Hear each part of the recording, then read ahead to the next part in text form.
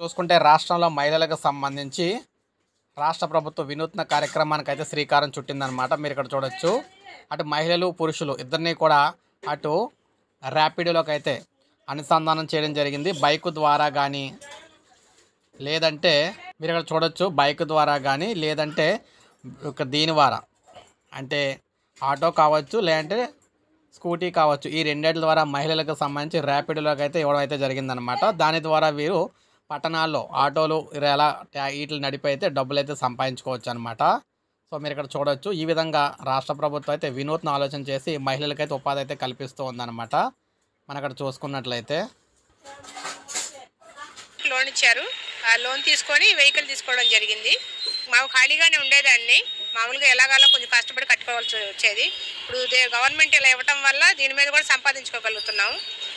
Electrical vehicle తీసుకోవడం వల్ల petrol save అవుతుంది. ఆ పెట్రోల్ డబ్బులు మనం ఈఎంఐ కట్టుకోవచ్చు. ఇప్పుడు నా భర్త మాత్రమే సంపాదించేవాళ్ళు. ఇప్పుడు ఆ సంపాదనతో పాటు కొద్దిగా నా సంపాదన కూడా తోడైంది. కొద్దిగా ఆర్థికంగా కొంచెం అభివృద్ధి చెందాం మేము. సో ఈ విధంగా రాష్ట్ర ప్రభుత్వం మహిళలను ఆర్థికంగా సామాజికంగా బలోపేతం చేసేందుకు ఏర్పడినవే స్వయం సహాయక సంఘాలు అందరికీ తెలిసిందే.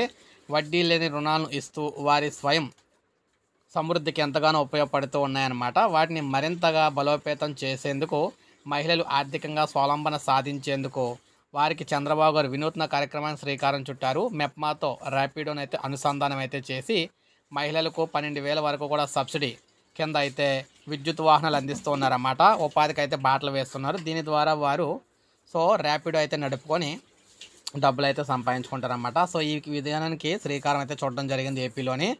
సో పట్టణాల్లో ఉన్న డ్వాక్రా మహిళలకు సంబంధించి వారికి ఇంట్రెస్ట్ ఉన్నట్లయితే మెప్మా అధికారులు అయితే ఈ విధంగా ఇస్తారు. 12,000 సబ్సిడీ కూడా ఇవ్వడం అయితే జరుగుతుంది. సో ఇది అప్డేట్. ఒక లైక్ చేయండి, సబ్స్క్రైబ్ చేసుకోండి, మన ఛానల్ సబ్స్క్రైబ్ చేసుకోండి.